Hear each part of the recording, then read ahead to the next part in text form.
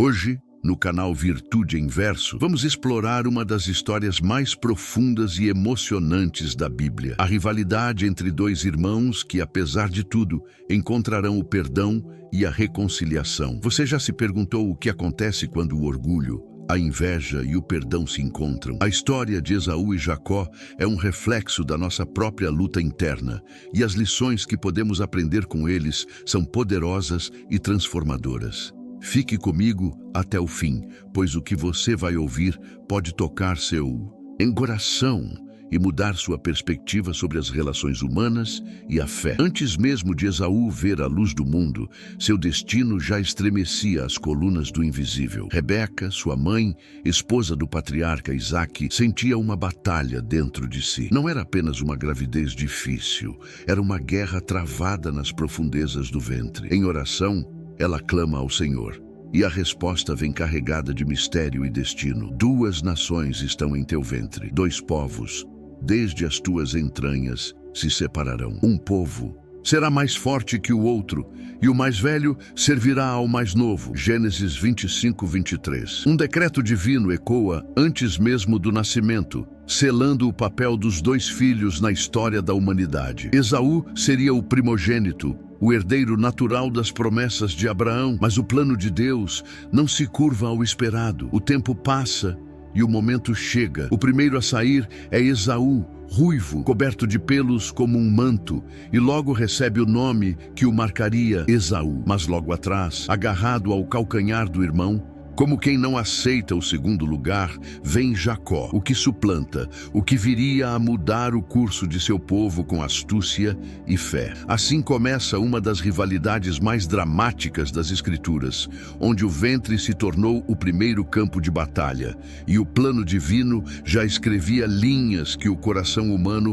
jamais compreenderia por completo. O tempo passou, e os meninos cresceram sob os olhos atentos de Isaque e Rebeca, numa terra marcada por promessas antigas e sonhos proféticos. Esaú tornou-se um homem do campo, caçador habilidoso, de braços fortes e instinto afiado. Ele era o filho favorito de Isaque, talvez por seu vigor, talvez por trazer carne fresca da caçada.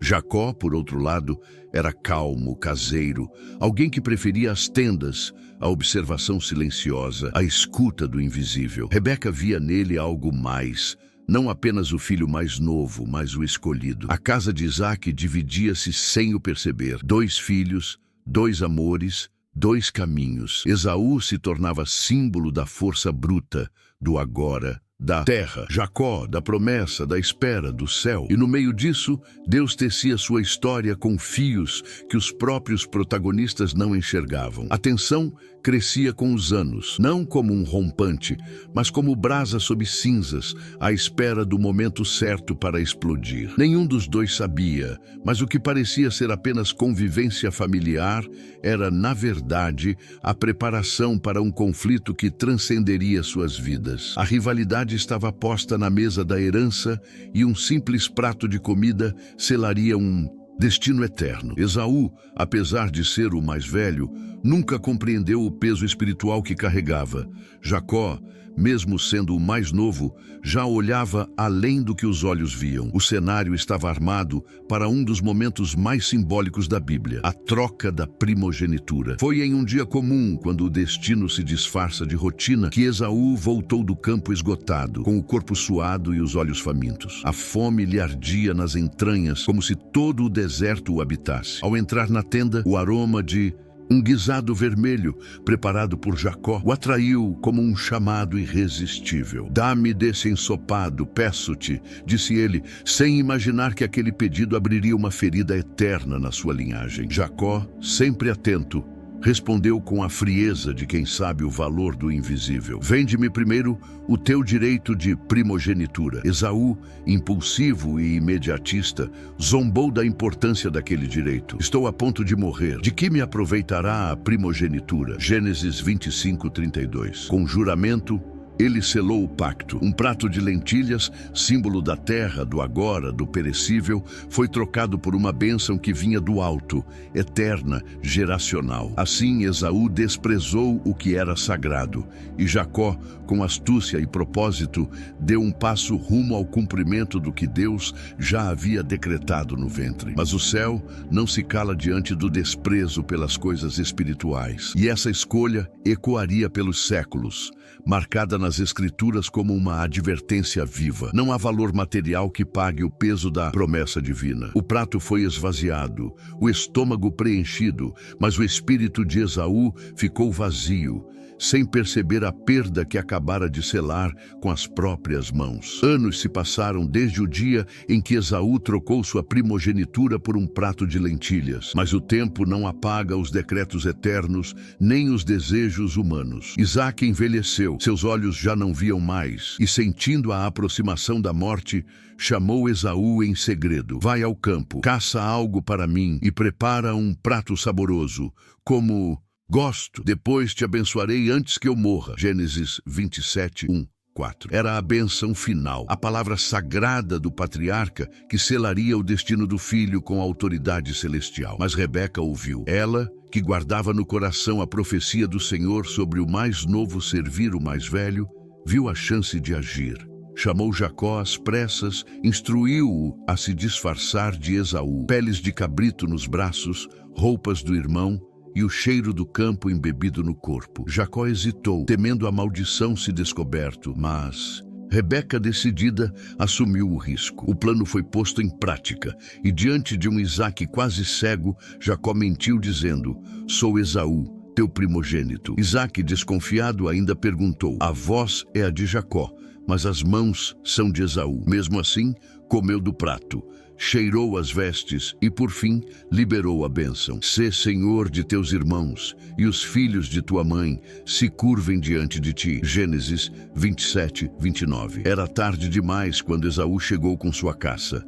Ao descobrir o engano, clamou com voz amarga e, desesperada: abençoa-me também, meu pai. Mas não havia volta. A bênção fora dada, e com lágrimas nos olhos, Esaú compreendeu que perdera tudo, não apenas por engano, mas por desprezo próprio. O eco de sua dor ainda ressoa nos desertos da história. O clamor de Esaú estremeceu os alicerces da tenda de Isaque. Era o grito de um homem que percebe tarde demais o valor do que perdeu. Acaso não reservaste bênção alguma para mim? Implorava entre lágrimas, como quem tenta recuperar um pedaço da alma rasgado à força. Isaque, com tristeza, responde que Jacó se tornara senhor sobre ele e que tudo o que poderia dar já havia sido dado. Tomado por uma fúria ancestral, Esaú jurou em seu coração: chegarão os dias de luto por meu pai, então matarei meu irmão Jacó. Gênesis 27, 41. Rebeca, sempre atenta, ouviu os rumores e agiu rapidamente.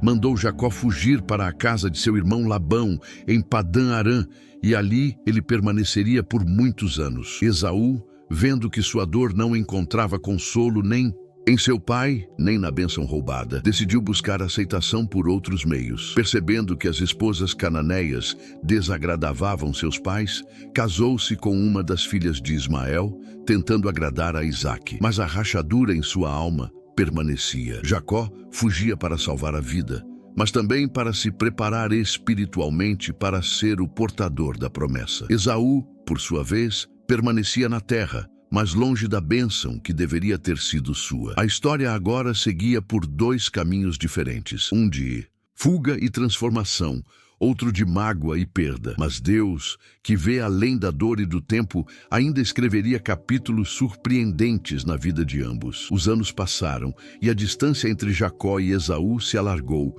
mas o peso do passado nunca se desvaneceu completamente. Jacó prosperou em Padã-Arã, criando uma família numerosa e adquirindo riqueza. Deus, que havia o abençoado no seu exílio, o instruiu a voltar à terra de seus pais, a terra da promessa. Mas o medo de Jacó, o medo de reencontrar Esaú, o consumia. O medo de enfrentar o irmão cuja ira ainda queimava como fogo e de ver a tragédia do passado se repetir. Jacó sabia que sua sobrevivência não seria apenas física, mas também espiritual. Antes de partir, ele orou a Deus, pedindo proteção. Livra-me, peço-te, das mãos de meu irmão Esaú, pois temo que venha me ferir, e a mãe com os filhos. Gênesis 32:11. Então, durante a noite, Jacó teve uma experiência sobrenatural à beira do rio Jaboque. Um homem lutou com ele até o amanhecer e o feriu na coxa. Esse homem, mais tarde revelado como o próprio Deus, abençoou Jacó e lhe deu um novo nome, Israel, aquele que luta com Deus e com homens e prevalece. Agora,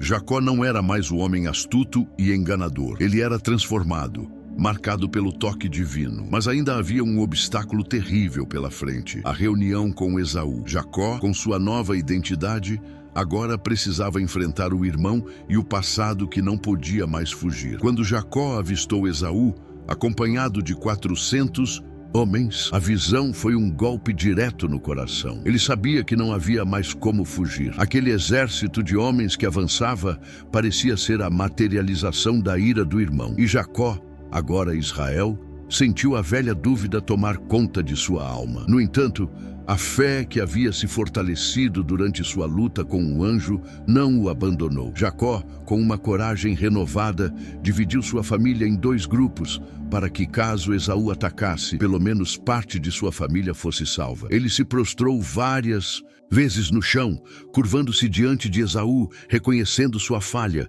buscando a graça. Mas quando Esaú se aproximou, algo inimaginável aconteceu. Ao invés de vingança, Esaú correu ao encontro de Jacó, com os braços abertos, e o abraçou. Ele o beijou e choraram ambos. Gênesis 33:4. Era a resposta do coração de Esaú, não marcada pela fúria, mas pela compaixão, pela cura de um rancor antigo. Aquele gesto desarmou todas as defesas, e Jacó, tocado pela graça imprevista, reconheceu que a bondade de Deus havia prevalecido no coração de seu irmão. Jacó, profundamente tocado, respondeu: "Vi a tua face como se visse a face de Deus." Gênesis 33:10. Não era apenas a face de seu irmão, mas a revelação de um perdão divino que ele concedia naquele reencontro. Esaú, com generosidade, recusou os presentes de Jacó, dizendo que já tinha o suficiente. E o coração de ambos foi restaurado. O conflito que parecia irremediável deu lugar a uma paz inesperada. E a bênção agora não estava mais apenas sobre Jacó, mas também sobre Esaú, que em seu perdão se alinhava ao plano de Deus de maneira inesperada e transformadora. Após o reencontro, as coisas entre Jacó e Esaú seguiram um caminho de paz, mas o destino de cada um deles era diferente. Jacó, agora Israel, continuou sua jornada, guiado pela promessa divina que sobre ele repousava. No entanto, o olhar de Esaú para sua própria vida tomou outro rumo. A raiva e o ressentimento que antes o dominavam cederam lugar a uma nova perspectiva. Ele olhou para o futuro e fez suas próprias escolhas, sem a sombra do passado pairando sobre sua cabeça. Esaú, por sua vez, encontrou seu próprio caminho em uma terra chamada Seir, onde se estabeleceu. Ele não seguiu a linhagem de Jacó, e de fato, seu nome desapareceria de muitas páginas da história bíblica, mas não sem deixar um legado importante. Ele se tornaria o patriarca de Edom, um povo que, embora distante de Israel, compartilhava a mesma raiz ancestral. Assim como Jacó foi a chave para a nação de Israel, Esaú fundou uma linhagem que, de algum modo, continuou a história de Abraão. Em certo sentido, Esaú escolheu não lutar mais contra o plano de Deus, mas buscou viver em conformidade com o que lhe era oferecido. Ele sabia que, embora sua primogenitura tivesse sido trocada por um prato de lentilhas, ele ainda possuía sua dignidade e a liberdade para seguir sua jornada. Sua paz interior não veio da bênção material, mas do perdão que aceitou e do caminho que construiu para si mesmo. Não era mais o homem dominado pela ira, mas o patriarca de um povo. Aquele que, embora distante de Israel, jamais seria esquecido nas linhas da história. O destino de Esaú e Jacó, embora selado de maneiras diferentes, continua a reverberar através das gerações. Enquanto Jacó, ou Israel, tornou-se o pai das 12 tribos. O nome de Esaú passou para o fundo da história, como um eco distante, lembrado apenas quando necessário para os relatos dos edomitas e das tribos vizinhas. As gerações de Edom se espalharam pela região montanhosa de Seir. E embora fossem parentes de Israel, seus caminhos se distanciaram de forma dramática. No entanto, a história de Esaú não desapareceu completamente. Ele é lembrado não tanto pelas glórias da sua linhagem ou pela vitória no campo de batalha, mas pela profunda lição que deixou: o valor do perdão e da reconciliação. Deus não o abandonou, mas o usou para cumprir seu plano, dando-lhe uma terra, um povo e uma paz que não vinha de bens materiais ou da bênção patriarcal. A Bíblia, com sua clareza e profundidade, deixa um lembrete crucial sobre Esaú. A dor da perda não tem que resultar em uma vida marcada pela ira. Ele, ao contrário de muitos outros, escolheu virar o rosto para o perdão, não por fraqueza, mas por uma força que os olhos do mundo não costumam enxergar. Seu nome, embora não esteja nas promessas de Abraão de maneira plena, ecoa como uma advertência e uma esperança. As lutas familiares podem ser transformadas pelo perdão e pela aceitação do plano divino, mesmo que à primeira vista pareça um erro irreparável. O último suspiro da história de Esaú e Jacó não está nas guerras travadas ou nas riquezas acumuladas, mas no legado que os dois deixaram para as gerações futuras. Jacó, ou Israel, fundou uma nação, um povo escolhido que caminharia pela história, carregando as promessas divinas. Esaú, embora não fosse o portador da aliança de Abraão, viu sua própria linhagem prosperar em Edom. Deus, em sua sabedoria infinita, fez com que ambos os destinos fossem essenciais no grande plano da humanidade. O povo de Edom, embora não compartilhando da mesma aliança, teria seu lugar nos eventos que viriam, e suas interações com os israelitas se tornariam parte do enredo mais amplo da história de Deus. Esaú, em sua caminhada, nunca se viu como derrotado, mas como alguém que soubera se reconstruir a partir das próprias perdas. Ele foi um homem que soubera dar espaço ao perdão e à paz, algo que sua alma, marcada por dores profundas, finalmente compreendeu. Sua história, uma lição de resiliência e transformação, ecoa até os dias de hoje como uma advertência. As escolhas que fazemos, as bênçãos que desprezamos e os perdões que recusamos podem moldar não só nossas vidas, mas o destino de muitos ao nosso redor. O capítulo de Esaú se fecha não como um conto de amargura, mas como uma história de crescimento, de aceitação e, acima de tudo, de graça. E assim, mesmo quando o nome de Esaú se apaga das grandes promessas, seu espírito de reconciliação se mantém imortal em cada ato de perdão e redenção que se segue na história da humanidade. O que parecia ser uma tragédia foi, na verdade,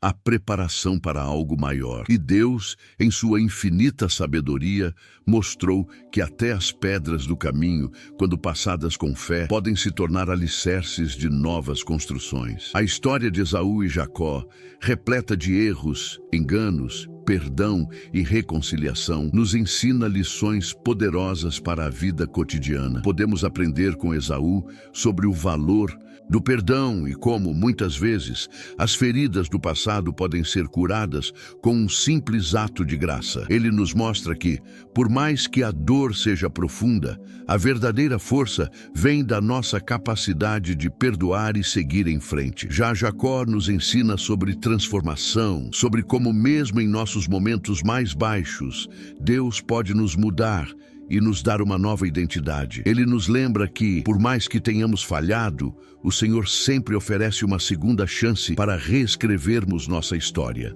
Essa jornada de irmãos é um reflexo do que enfrentamos em nosso dia a dia. As lutas internas, as mágoas e a necessidade de restaurar o que foi quebrado. Ao refletirmos sobre essas lições, podemos aplicar o perdão e a transformação em nossas próprias vidas. E agora, quero saber de você. Qual parte dessa história mais te tocou? Deixe sua opinião nos comentários. Antes de encerrar, um detalhe especial. Hoje, 07 de fevereiro de 2026, o Virtude Inverso Brasil completa um mês no ar. Um mês compartilhando histórias bíblicas, reflexões e perguntas que atravessam o tempo. Se você chegou até aqui, deixe esse emoji nos comentários. Ele significa mais do que um emoji. Significa que você fez parte desse começo. Obrigado por caminhar conosco. Não se esqueça de se inscrever no canal Virtude em Verso para não perder nenhum conteúdo novo. Temos vídeos todos os dias, feitos com carinho e dedicação, para que talvez alguma palavra possa trazer luz, clareza ou até paz nesses breves minutos. Juntos aqui. Fique com Deus e até o próximo vídeo.